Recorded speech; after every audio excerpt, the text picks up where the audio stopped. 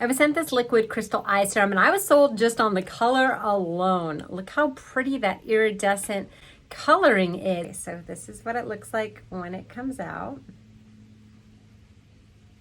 Ooh, it's so pretty. In the light, it kind of changes colors from purples to greens. Dot it, and then I will do on the eyelid as well.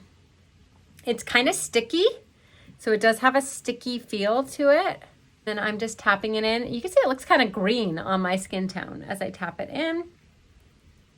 I'll rub it on my eyelid there.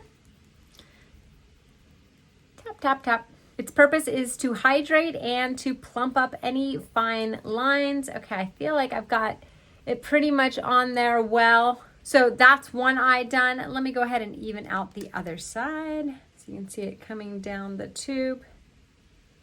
And then you can see the little stickiness there. Tap, tap, tap. And then you can go on your eyelid as well.